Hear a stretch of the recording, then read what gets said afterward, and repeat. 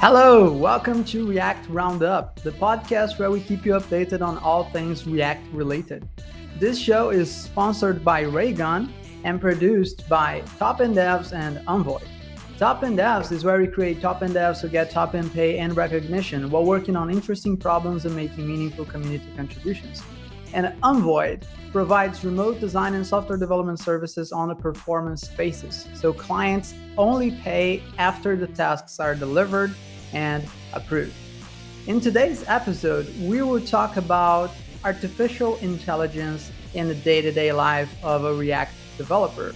That is going to cover using AI tools to help you generate code such as Copilot, but also tools that are going to turn the designer files into a first version of the code so that you can iterate later. My name is Lucas Paganini, your host in the podcast. Joining me in today's episode is Chris Fruin. Hi, everybody. And Peter Osa. Hi, everyone. All right, let's get to it. So, Peter, Chris, I think the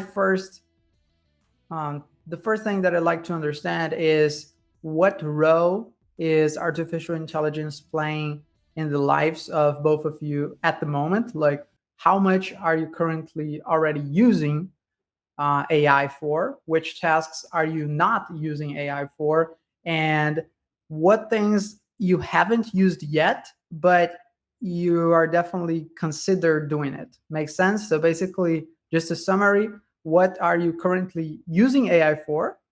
What you are not, but you are considering, you just haven't had the time, and what you're just definitely not gonna even try to use AI for. So maybe, Peter, would you like to start? Okay, yeah. So, AI is actually very important, a very useful tool. I, as a developer, I kind of rely more on AI for most of my work. Now, where AI is actually very important to me is in the aspect of knowledge, right? So, I'm a fan of actually using the AI to kind of get some ideas that I don't have. That's maybe some knowledge that I am clueless about. So let's say, for example, I see a strange method. Maybe we are working with it, like on a code base, and I see maybe a kind of a new method, and I'll be like, oh, I don't know what this is. Maybe I have no clue. Now, usually in the past, you start going to, obviously it doesn't eliminate you reading the docs, but you start going to Stack Overflow to see its use. You start browsing the Google and checking other places, right?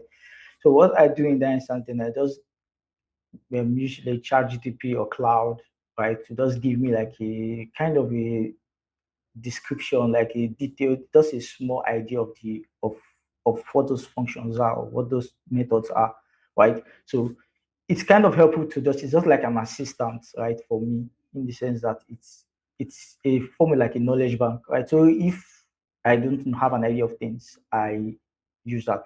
Now, one thing I don't use AI to do is kind of, I don't let AI kind of replace my thinking ability, right? So because I think that's the aspect that a lot of people kind of fall prey to, and you'll be like, oh, you're working on a code base, and you'll be like, oh, generate this to do this, and you just rely on the code only. Yeah, in the long run, you'll be efficient, obviously, but in the long run, you're not really learning anything new. Let's assume if, oh, the challenge is something that requires you to learn something new, right? You're just asking an AI to just generate it for you, and you just use. So for self-development, it's really not the best, like for, and especially for growing developers as well. Like if you're starting out, it would be really, really bad to actually use AI if you're starting out, because you need to just learn the basics, and you need to actually learn and practice with the basics, right? So I use AI just more like an assistant to assist me in giving me insights about certain things I don't know. I also use it to kind of, there's an interactive section. Oh, is there an application of this? How can I use this in this kind of code base? Yeah, when you get the ideas, then you can always kind of modify the idea. So I think that's just how I use AI in a nutshell. Yeah, I don't know if that answers the question. Yeah, it does make sense. I'm not sure if there is a right or wrong answer. It is definitely how you're seeing it. So I think it I could really understand the applications that AI has in your day to day. So I think, yeah, made total sense to me. How about you, Chris? Yeah, so I think I'm quite similar to Peter. So me personally, I do have a subscription to Copilot. Happy to pay for that. It's been working quite well. And I do use ChatGPT sometimes. Um, I guess so. Those are the two main tools I use. Um, I just yesterday was experimenting with Google's Gemini, the new Gemini AI. So just trying to see, getting a feel for how it compares to OpenAI stuff. Um, and I guess so. I'm fairly agnostic. I don't know yet. I don't have enough experience to say if there's a tool I guess I wouldn't use. But for me, it's more just a function of time and workflow that I'm used to. So I've been developing for a while now. I know my tools, and it's just a matter of saying, okay, does this, for example, you mentioned, Lucas, there's tools that can generate perhaps designs just from Figma files and stuff. That could be very advantageous, but I don't have the time. I haven't explored it. Um, so I guess, yeah, more as to how I guess I use them. And I think Peter pointed to a good point, which I'm guilty of forgetting, is that I think we're so used to, at least recently, we're so used to thinking of AI as it just generates, it just produces stuff. But what I forget a lot is that in a new code base, you can throw in functions and classes and say like, hey, what's going on here, and get a nice overview without, maybe pouring over 500,000 lines of code. So that's something that I think for anyone using AI, that's something that you shouldn't forget. Um, and yeah, that's I guess that's yeah. Again, I I also don't know if I answered your question. That's kind of how I see it. Okay. And actually, one thing that I am going to recommend for anyone who is already using Copilot or any other similar tool is there are ways for you to kind of like when you're talking to ChatGPT, you create context before you start asking the things you really want. So let's say that you are looking for another job and you want help to review your resume. You're going to have some initial chat with the AI, just explaining who you are, what do you want in your resume, to which positions you're most interested in applying to. So you're going to create this initial context before you start asking the AI to answer your questions, right? And with code, we can also do that. And the way that we can do that is, well, of course, your entire code base is already context for the artificial intelligence. Like many of those AI code writers are going to consider the context of your application. Like, is it a React application, an Angular application? How are the other developers structuring the code?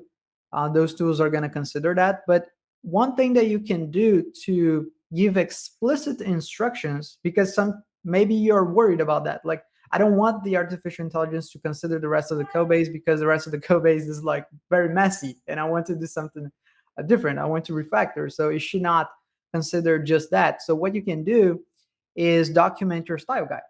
You can just have a styleguide.md file at root and be very, very explicit about every single convention and best practice that should be used in that code base, even if they are not being used yet. And that is going to serve as material for the artificial intelligence that you're using to know what style of code to generate. So that's kind of like a quick hot tip for all of you using those tools. Well, maybe not quick because you still got to write the style guide. But yeah, it's something that I think some teams don't worry too much about, because they think, oh, like the developer, we don't have developers joining this project, like there's no reason for us to stop and document the style guide. But there actually is, because that's also input material for artificial intelligence, and also for every other developer that joins the project later on. So yeah, I wonder if you guys have any other tips or tricks that you use to kind of fine tune the AI to make sure that it's going to produce code that you're actually going to use. Well, yeah, on my end, like what I do, I don't know if I have like a peculiar technique though, but I usually try to engage a discussion, like you said, start with a premise. Okay, this is what I'm trying, this is what the problem is, this is what I'm trying to say. To be like an interaction, right? And then we get to a point whereby I kind of write some kind of commands, right? I think you have to put it in the way. For example, if I'm actually writing, maybe I want to just get an idea or something in text. I put it in maybe human readable format. I think that would be the prompt I will write. Oh, I want this to be in human readable format so that it can be understood by someone with maybe minimal knowledge about the subject. Same thing with code as well. Just okay, I don't want you can I could just maybe put it to bare functions or oh, use the fundamental like um maybe to say primitives and the rest. Do not use maybe things like some higher order functions like how we use in JavaScript to like maybe if I have like a code stuff. So I think those are just what I do as a just readable format, just format it in a way that is kind of low level so that someone who is a beginner can understand and so on. Yeah, not really much though. And also, I don't know. I personally, I usually, especially for like company projects, I usually try to avoid maybe putting company data into the code because I think there was an issue when I don't know if it's from Amazon or then where there was a leak of certain company data due to I think it's from ChatGPT or so. I think there was a news about that. So I usually try to avoid just putting company logic or data. I just put it as an overall logic just because of oh I could get like ideas. Yeah. So what do you do as well, Chris? Yeah, I guess one advice I would have is that you have to be specific, right? So it's just like the whole, manager specification joke that we all know as devs. If you just say, if you go to any of these generators and say, hey, make me a button, you could, I mean, you can, yeah, okay, you specify, even if you specify React, make me a React component button, you can get, who knows, 500 different things, right? So uh, you it's best to I typically specify, like, I want a React TypeScript, these props, be as specific as you can. um, and if you can't be specific, well, then maybe you need to even think about what your feature is, or what you're building at the moment. Otherwise you can get just as much junk out as you want. So Yeah, yeah, that does make sense, and it's what you would expect interacting with a real person, right? You can't just give uh, very little instructions and expect the other individual to really do exactly what you had in your mind. You're going to have to properly describe it. So yeah, I think that does make a lot of sense. And quite frankly, I don't think most of the issues that are generally documented in a project are good enough for an artificial intelligence to understand. I don't know about you guys, but I've spent quite a few time like trying to understand what the creator of the issue actually wanted me to do. So if I were to just throw that to an artificial intelligence, I would be really surprised if it were able to really understand what has to be done. So yeah, that makes total sense. What about like things that you are considering to explore? Like, of course, we have those generators, right, from Figma to code, but is it something that you guys really think is ready to test and ready to try out? Because I gotta be honest, like I'm a bit skeptical. I haven't even really stopped to see the quality of the code that is produced by those generators, because every time I saw somebody making a video about the code that was generated, it was always like terrible. So it was like cool at first, but then it generated some stuff that was like either completely different from what it was supposed to do, or just like the code itself was just really not using modern best practices, you know? So, because of those videos of other creators already talking about this, I kind of don't even feel the need to test it out myself. But I don't know, maybe I'm missing out on something really interesting, you know? Maybe there is a tool that is pretty awesome at doing this Figma to code transition already. And maybe I am just a dinosaur, you know, and I haven't tried it out yet. So I don't know. Are you guys also skeptic about this, or do you think that there are indeed tools that might be already good enough for this? And by the way, I'm really sorry about this because I really wanted to be here to listen to your answer for this. But I will have to watch it later on because I actually have a personal commitment, so I'm gonna have to bail the show now. But yeah, I'm sure the audience is gonna be fine. Like they are in very good hands. But yeah, let me know what your thoughts are on this, and I'll make sure to watch it later. Chris, Peter, thank you. All right, Lucas, take care. See you. Yeah, take care, Lucas. Yeah, I think I'm kind of in a similar boat. I am quite skeptical, but I think it may even come down to just language and code itself, because you know, going back to this concept like make me a button, you can even if you do something more specific. I ran into, this was one of my first experiences, kind of, poking fun at ChatGPT. I said, hey, it's wrong, but I realized maybe that I was wrong or not specific enough. So for example, you can say, give me, I guess we'll stay in JavaScript, give me a TypeScript function that compares to arrays, right? So what it did was, I think it just did, uh, it just checked every element index by index, right? So if the first if they're the same length, and then if each element in each position is the same. But does that mean the arrays are the same? In this case, it's like, what does same or comparing arrays really mean?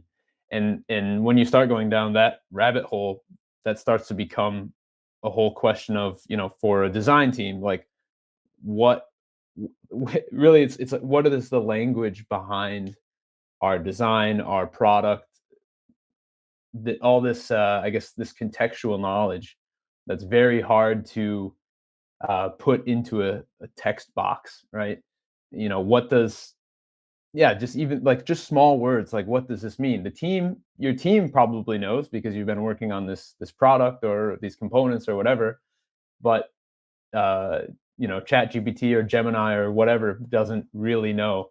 And I think then what comes into play is this whole context window, and Lucas was mentioning that you can kind of pre-treat the output, but unless you're willing, as an organization, to more or less paste your whole code base there, which could be dangerous for some organizations, or not desired, then I think you'll have some trouble. And even then, I've tried to do those pre-treating. It does work sometimes, but once you get, I mean, I've been just using the 3.5, so it has a smaller context window. But even then, once you've provided a lot of similar code, it can still mess up, just because, yeah, I mean, it's coding's hard, I think, even for an AI. So Okay. Yeah. Yeah, that makes sense actually. So for generators, like for Figma to code designs, AI, right? I think the one I'm kind of enthusiastic about is the builder, the one I think builder.io creates. I think the one that actually converts Figma to React component code. Yeah, so it's something I actually want to try because I've looked at some demos, I've looked at some yeah, some articles on it. And yeah, the code generation is a bit better, at least compared to some other ones I've seen as well. Right. So it's a bit better, let me just say. And I think there are better explanations to why the code is actually that way. I think right. So I think that's actually one I do want to try. But overall, though, I won't really like for the other generators I've seen. Yeah, the code could be messy. First of all, they just don't follow like best practices. Like, oh, for example, like you said, you're trying to compare an array on an object, and then it's kind of doing some kind of expensive calculations, right? Maybe so expensive, like, and it may not be optimal for your code. Like it may not be optimal like for memory in that instance, especially when we're working with JavaScript, which we're kind of, I won't say it's limited, but we work with browsers and with limited environments with limited memories at the point. So it's not like I said we have all the memory to our use kind of. So wow. So yeah, so that's for that as well. Then the code structure, the way it's being written, yeah, I don't know. They just look kind of clunky in my eyes. I really don't know why, but it just looks so jumped up. Like right. So I feel it's something that yeah, it's the code, the elements of the code kind of takes a lot of like, I want to say buzzwords or big functions and just paste it around that. So right. So yeah, so far I think code quality wise and then the output. Yeah, I've seen some of them. The output could be nice for certain designs, whereby it actually gives you, I think, almost piece of perfect designs. But there's still some I see as well that's kind of off. Like I think I've also seen generators like certain AIs that try to kind of like build like a software, like a small SaaS product in few seconds, and you'll be like, oh, give it some description. I just needed to build this application for me. For example, build like a rider application and so on. And then it kind of the output is kind of not nice. It's not something presentable at all. Like it's actually far from the desired output, right? So yeah, I'm really, yeah, most for the ones I've seen so far, the generators, they are really not like, I'm not, I won't say they are actually improving as well, but then I've not seen anyone that is actually kind of so it's fascinating, except maybe yeah, the one I want to try out, which is builder.io's generator. I think Figma to code. I think I just want to try that and give my opinion. Yeah, so Yeah, great. Yeah. yeah, I think I'm in the same boat. I do want to try these tools, but like I mentioned before, it's just a matter, well, first of time. I need time to try them. But I think they're quite interesting. It's interesting you mentioned Builder.io because just yesterday I was reading Netlify. They make a yearly kind of review of tools that people have used and then or I'm sorry, tools that they want to use in the future in 2024. And Builder.io was actually one of the most desired tools to use. So yeah, it might be quite interesting to take a look at that. I think it kind of one thing I was thinking of as you were talking about Builder.io and yeah, the code quality is not so good as I was thinking about how organizations how you there was a podcast from a guy, if you know him, they call him DHH. It's David Heinemeier Hansen. He Yeah. invited Yeah. Yeah. it was with I believe. with Tim Ferriss, and I always remember this quote. It's such a small, like little sentence, but I always remember this, and I heard this like 5 or 10 years ago. He says, when you build an application or even maybe even a design, you make.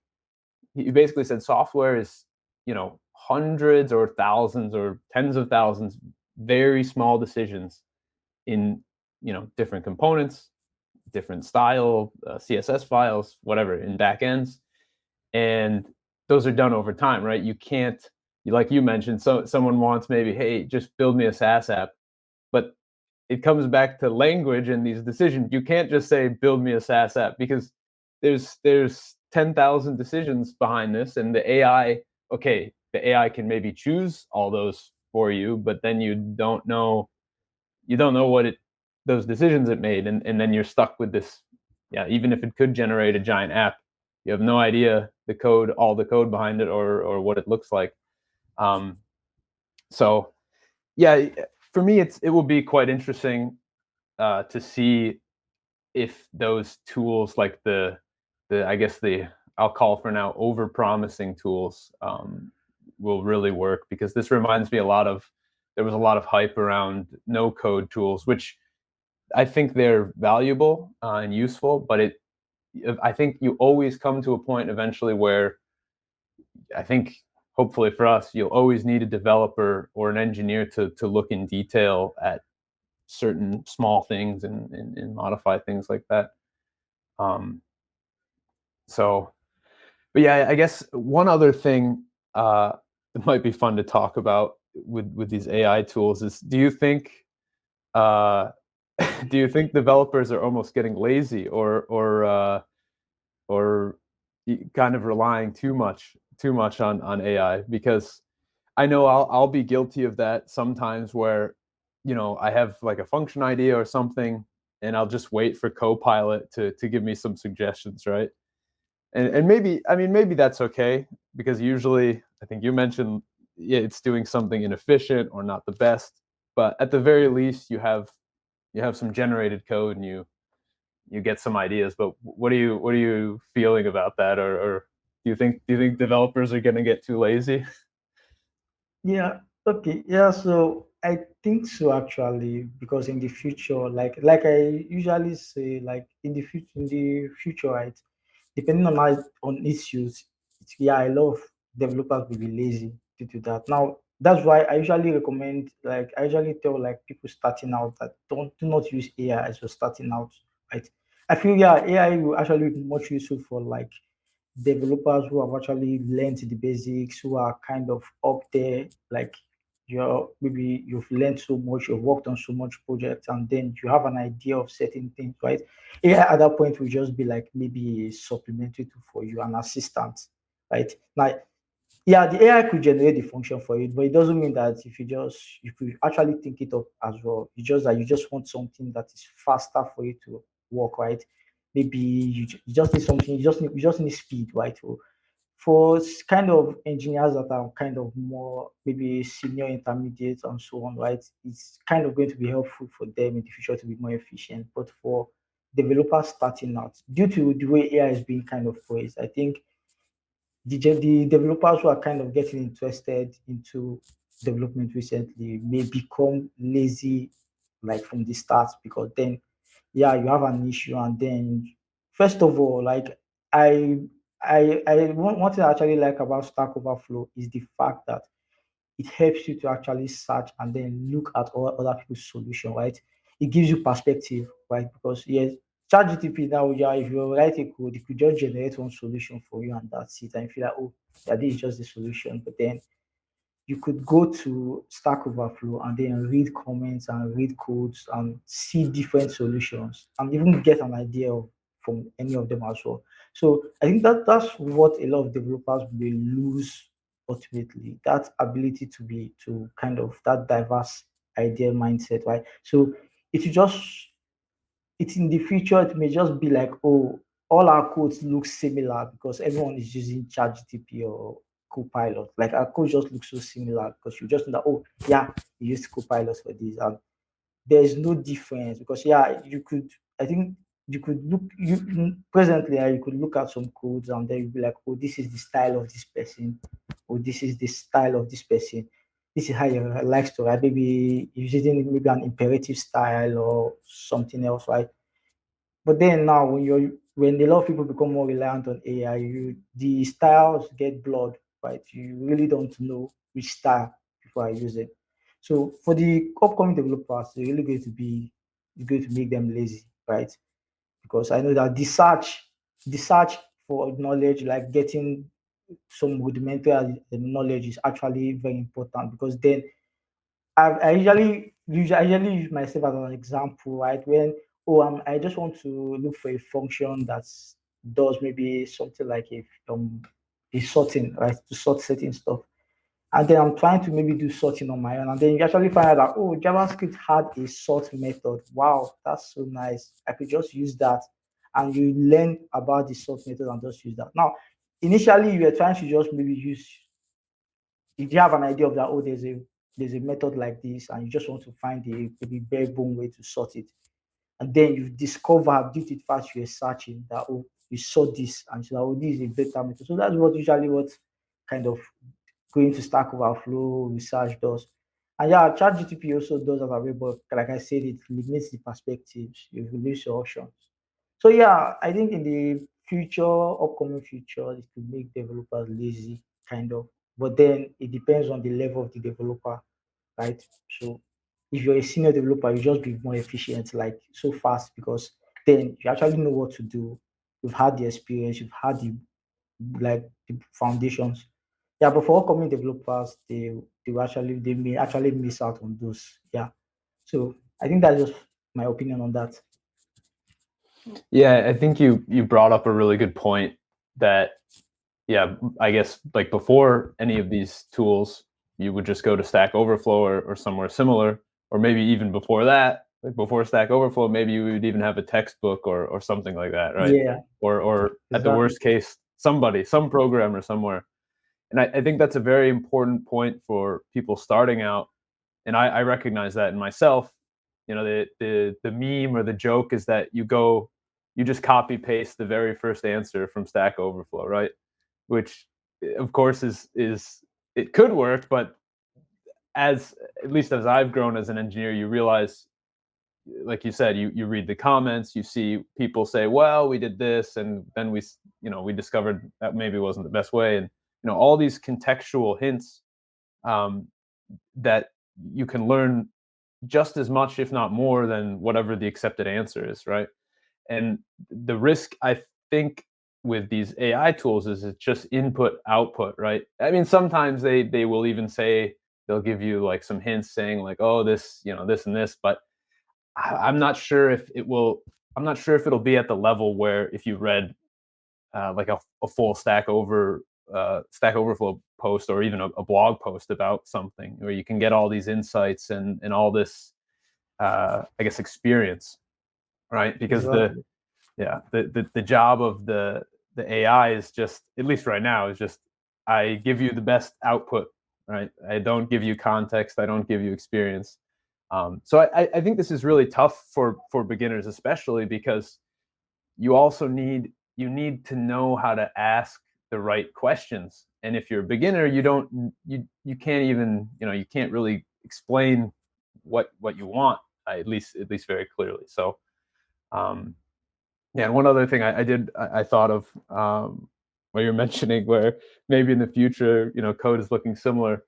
Uh, I worry a bit because in a Go code base, I've been using Copilot a lot, just because like I think Go is very simple to write, but it can get very, very large. And I have some files are growing quite large. And I mean, I'm doing a lot of computation, but I'm worried that if we always go down the path of just like, yeah, just generate it, it works, sure, it works, that's great. But there may be, I think, I'm worried that in the future we'll miss out on kind of what software engineering, or part of software engineering, is like, these, where you take a task and maybe not the first iteration, but eventually you get to a solution that's, how do I want to explain? Not really compact, but perhaps like elegant, I should say. And I'm worried Yeah. that if you always have the AI in the background, just spitting out what you need at the immediate moment, we'll just end up like with these giant projects. And yeah, maybe they work, but they're not. I don't know. Maybe they're less maintainable. That might be something I'd be concerned about. Um, do you see any risks like that, or do you have any thoughts about that, or maybe I'm just being too negative? No, not really. You're actually right on point on that, right? So the code base could get okay. Like, yeah, I usually look at some solutions for maybe chat GTP and more, and then I see they're kind of verbose.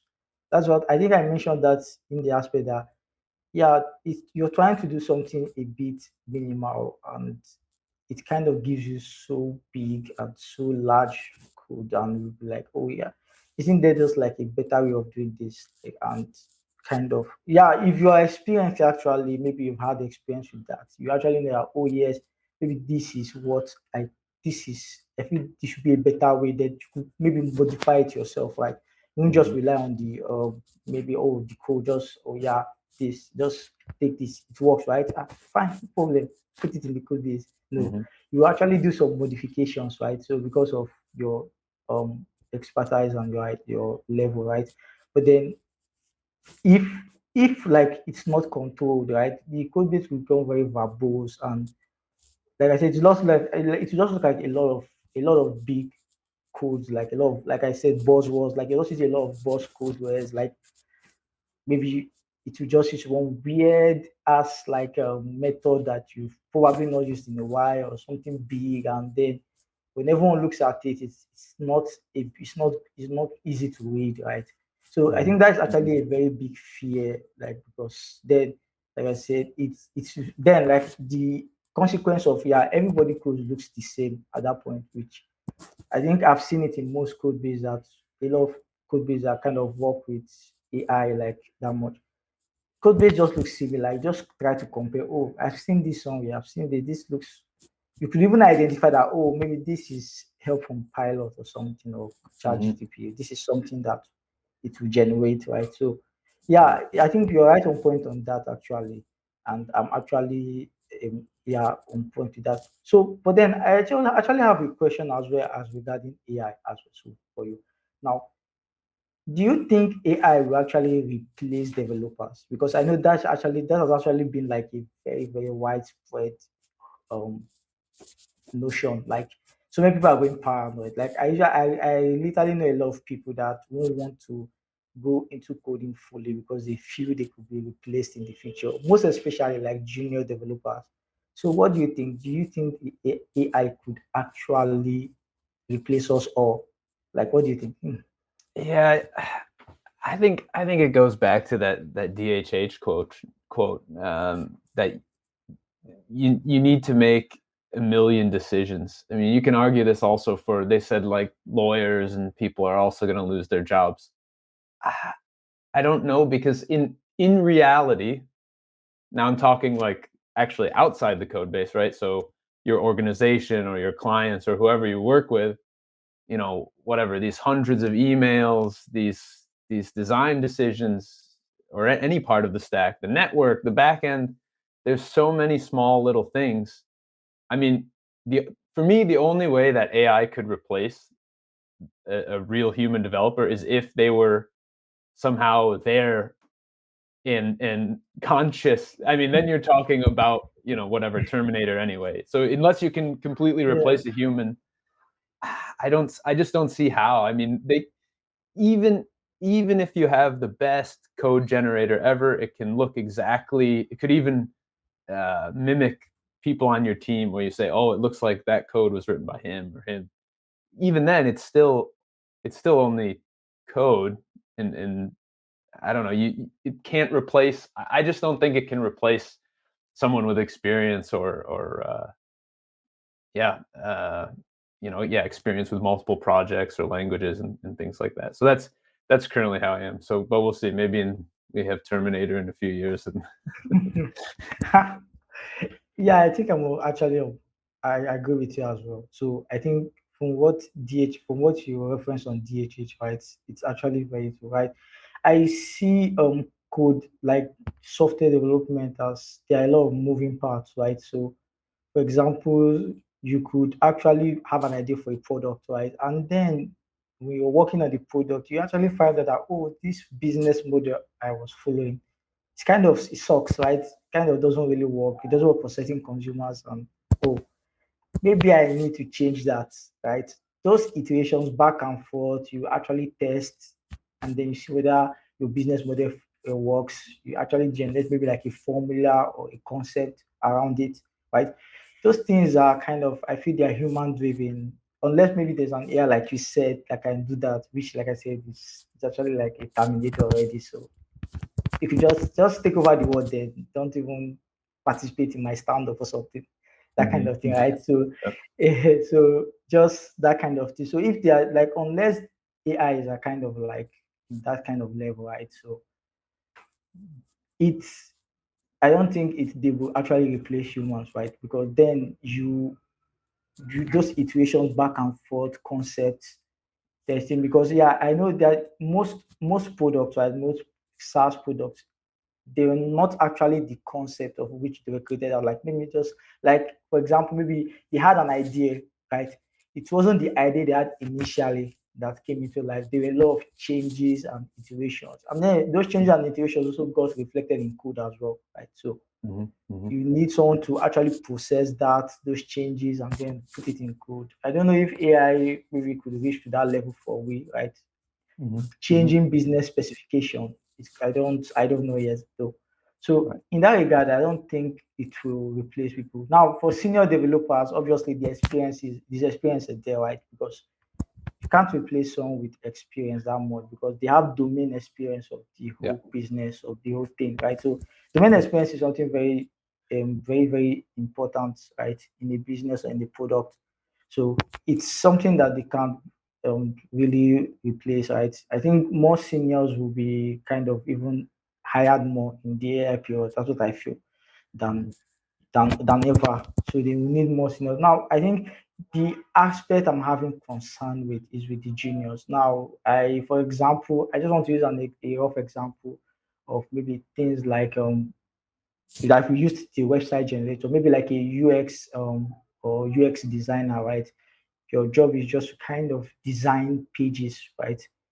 The flow and the experience. Now, a lot of people have argued, and I think some people had something. I've actually looked at a lot of people who had reasons that, oh, they were able to kind of scrap that division. Now, it really sucks because so many developers that come into maybe things like web development, they start with the front end, right? Right. And when they start with the front end, they have to start with HTML and CSS, the design part. So this is something they have to start with. And then the kind of a lot of companies are kind of eliminating that starting point for people where they can actually have experience with and replacing them with AI. So I think that was the aspect that was really concerning for me. But then actually then remember that, oh yeah, there's still accessibility, right? Because yeah, there's something about just creating a good website, and there's something about being accessible for a lot of people. So I don't know if AI kind of works with accessibility, or maybe the generators and so on. I think that one may actually be human intervened, but how many, like, I don't know how many people actually, companies or so, kind of are concerned about accessibility as much as that, right? I know certain codes, they don't check for accessibility and so on. So yeah, so I think overall it will replace developers kind of, but I think there's a rising concern for me for people who are starting out, especially people who are coming to a certain junior role, right? Now there's a point they will reach in the junior role that obviously I feel that AI can't replace them, because then at the end of the day, they are the ones that actually implement those business ideas, right? Oh, a senior has an idea, a domain knowledge of an idea, and then he gives it to a senior who will actually understand it and then bring up something, right? And also, the juniors will subsequently become the seniors of the future. So it's something that we need, that is always going to happen. So yeah, but it's for beginners who are going to certain domains. Like I know some AIs have actually eliminated some writers, some kind of writers. So you will see, I think I've even seen a job role for like searching on LinkedIn for AI writer. And I was like, what? Like, how does that, like, yeah. So I think, yeah, overall, it won't actually replace people, but then it will really, like, just some people, right? So what do you actually think on maybe people like roles, or which part of web development do you feel that is being threatened by maybe the surge of AI? Yeah, I think front end definitely, um, but even there, I still think there's, you mentioned like these things like accessibility. Yeah, okay. Even if companies don't care so much about it, for me, like when I build websites, I make it a part to meet those requirements, right? And so maybe for people out there listening, you might not even know this, but there's even rules about color contrasts to meet certain accessibility rules. And maybe AI follows it, maybe it doesn't. But at least for me right now, I would feel much more comfortable with a designer who knows that stuff, like, and has known it for years, right? Has the experience of all that, and color choices. Even, I mean, I've even seen. I'm no designer expert, but I've even seen how you can look at how fonts are chosen, and usually they have certain reasons, like even for uh, muted text when it's a bit more gray, why you use this, and all these things.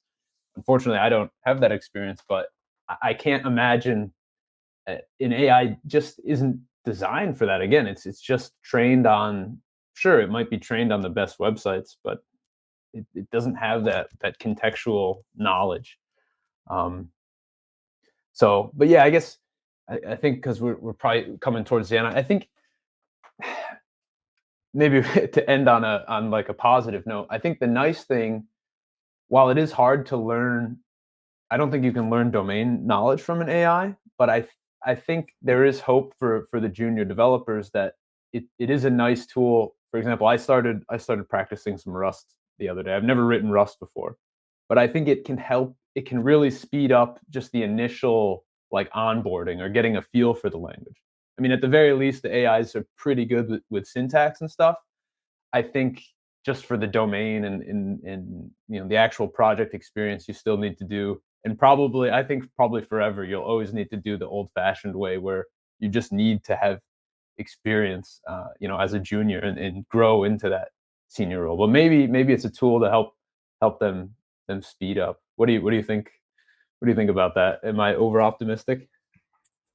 No, I think you're right on point as well, right? So it's like I said, it's actually I initially said it's like an assistant, right?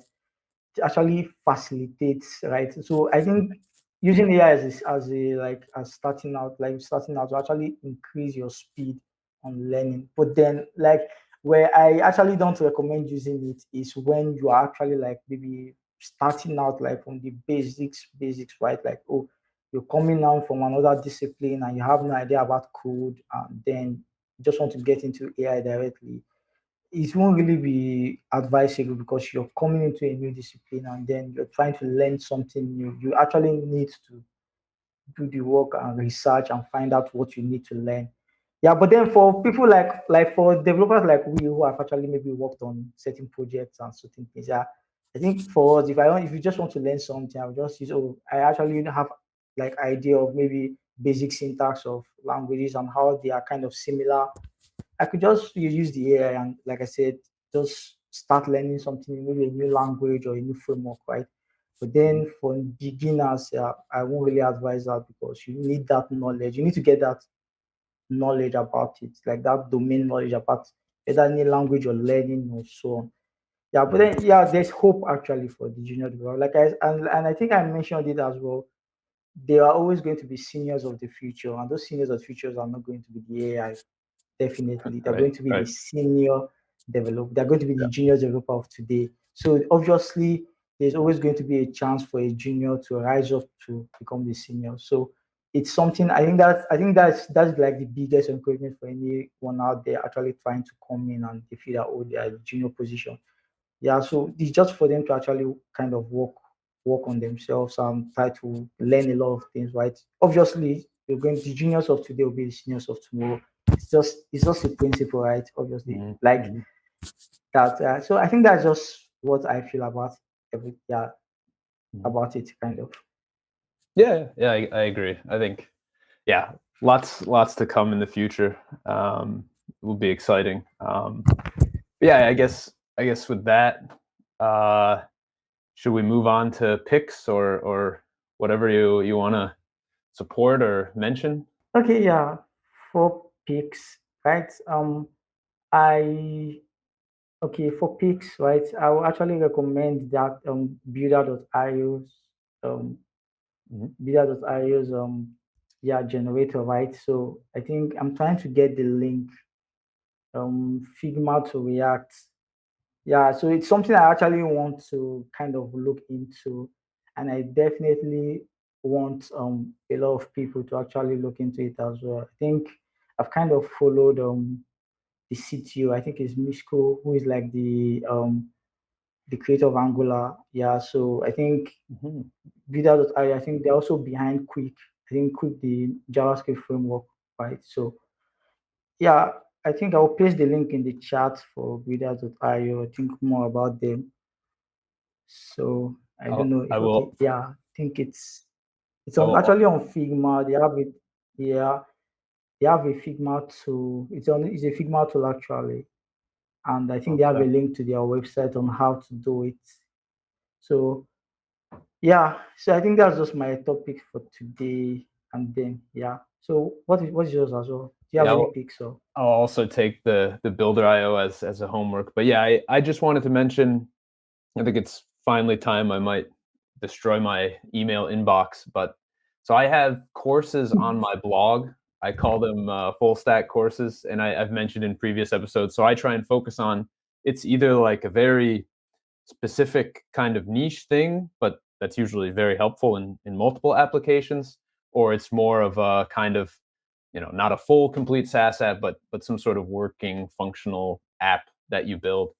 And I will mention for people who for any reason can't afford the course, that I do offer them for more or less for free. You can even so the first few lessons or up to almost half of the course, they're free on YouTube. And this is all from my blog. I'll post the link. Um, but then, yeah, if you can't get the full course for any reason, just reach out to me. And that comes with an honor system. So, if you're a dev and you've got a job, I would like if you pay for my course and support, what I'm building so that I can make more of these in the future and help more developers. Um, but if you can't, just reach out to me. I'll get you the full course one way or another. So yeah, that's all from my side. Yeah, that's awesome as well. So I think there is really not much content to this. So yeah, I think we've come to the end of the podcast today, right? So right, and I think maybe I could just leave some parting words for the junior developers, like just keep on learning and don't be afraid of AI because like I said, yeah, it's artificial intelligence, but you're actually like you're like the real intelligence, the human intelligence. So you're the original, no matter what, and you can't be replaced.